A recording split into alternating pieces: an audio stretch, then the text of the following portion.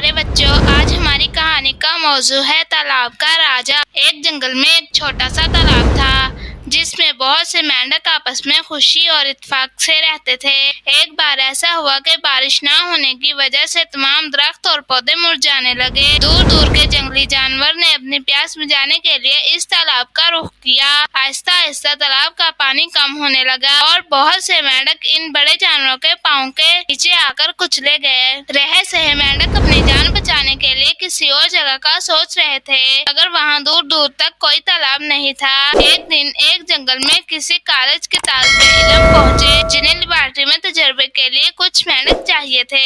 انہیں دیکھ کر تالاب کے سارے مینڈک ڈر کے مارے چھپ گئے۔ ایک بوڑھے مینڈک نے کہا، ہم میں سے کچھ مینڈک ان لوگوں کے پاس جا کر ان سے مدد مانگتے ہیں، شاید ہماری کچھ مدد کر سکیں۔ یہ سن کر باقی سب مینڈکوں نے احتجاج کیا کہ ان کی تعداد پہلے ہی بہت کم رہ گئی ہے، اگر مزید مینڈکوں کو بھی وہ اپنے ساتھ لے گئے تو جنگل میں ان کی نسل ہی ختم ہو جائے گی۔ بوڑھے مینڈک نے کہا، میری بات غور سے سنو، میں بھی ساتھ جاؤں گا اور وہاں کسی سے مدد کی مانگوں گا کہ ہماری نسل بچانے کے لیے ہماری مدد کریں۔ ویسے انسان اتنے برے بھی نہیں ہوتے جتنا ہم انہیں سمجھ رکھا ہے۔ انسانوں سے زیادہ تو جنگلی جانور خطرناک ہوتے ہیں جنہوں نے ہمارے بہت سے مینڈکوں کو ہلاک کر دیا ہے۔ ان میں سے 3-4 مینڈک بہت سمجھدار تھے۔ انہوں نے کہا، باقی سب کی سلامتی کے لیے ہم اپنی جان قربان کرنے کے لیے تیار ہیں۔ جیسے ہی جنگل میں وہ لوگ تالاب کے پاس آئے، بوڑھا مینڈک ان کے سامنے گیا اور کہا، تم لوگ کیا چاہتے ہو؟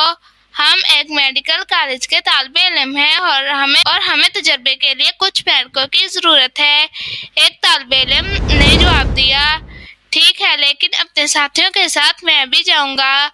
مجھے تمہارے کالج کے پروفیسر سے کچھ بات کرنی ہے۔ ان لوگوں نے سب مینڈکوں کو شیشے کے بڑے جار میں ڈالا اور وہاں سے چلے گئے۔ باقی رہ جانے والے مینڈک اپنے ساتھیوں کے لیے بہت پریشان تھے۔ وہ بوڑھے مینڈک کی کامیابی کے لیے دعا مانگنے لگے۔ تجربہ گاہ میں جانے کے بعد انہوں نے مینڈک کو جار سے نکال کر پلیٹ میں رکھا اور پروفیسر کو بلانے لگے۔ پروفیسر نے آ کر بوڑھے مینڈک سے پوچھا، وہ اس سے کیوں ملنا چاہتا ہے؟ بوڑھے مینڈک نے آنسو بہانا شروع کر دیے اور جنگل میں ہونے والے واقعات سے پروفیسر کو آگاہ کر دیا۔ بوڑھے مینڈک کی بات سن کر پروفیسر کو دکھ ہوا۔ انہوں نے کہا، ٹھیک ہے، میں تمہاری مدد کرنے کے لیے تیار ہوں، مجھے پہلے جا کر پورے جنگل کا معائنہ کرنا ہوگا۔ یہ کہہ کر اس نے اپنے ایک شاگرد کو ان مینڈکوں کا خیال رکھنے کو کہا اور خود کچھ ساتھیوں کو لے کر جنگل کی طرف چلے گئے۔ پورا دن گھومنے کے بعد ایک جگہ پر انہیں بڑا سا تالاب نظر آیا جسے دیکھ کر وہ لوگ خوش ہو گئے۔ پروفیسر صاحب نے واپس آ کر یہ خوشخبری بوڑھے مینڈک کو سنائی، پھر سارے مینڈکوں کو اپنے ساتھ لے کر تالاب پر چلے گئے۔ وہاں جا کر بوڑھے مینڈک نے تالاب میں رہ جانے والے باقی ساتھیوں کو باہر لایا اور کہا، پروفیسر کی مدد سے انہیں رہنے کے لیے ایک بڑی اچھی جگہ مل گئی ہے۔ سب مینڈکوں کو پروفیسر کا شکریہ ادا کرنا چاہیے اور ان لوگوں کے ساتھ اس نئے تالاب پر چلے گئے۔ رکو بڑے میاں،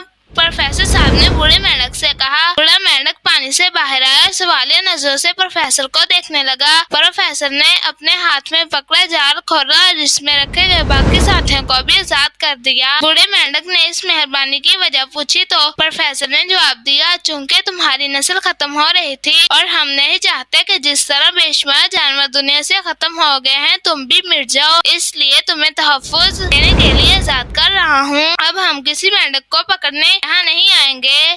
یہ سن کر بوڑھے مینڈک نے ایک بار پھر پروفیسر صاحب کا شکریہ ادا کیا اور پانی میں جا کر اپنے ساتھیوں سے کہا، میں نے کہا تھا نا، انسان اتنے برے نہیں ہوتے جتنا ہم انہیں سمجھ لیتے ہیں۔ سب مینڈکوں نے بوڑھے مینڈک کی اس بات کی تائید کی اور اپنا راجا بنا لیا اور ہنسی خوشی رہنے لگے۔ پیارے بچوں، اگر آپ اس طرح کی کہانیاں سننا چاہتے ہیں تو ہمارے چینل کو سبسکرائب کریں اور ساتھ میں دیے گئے بیل کو پریس کریں تاکہ ہماری نئی آنے والی ویڈیو آپ تک پہنچ سکے۔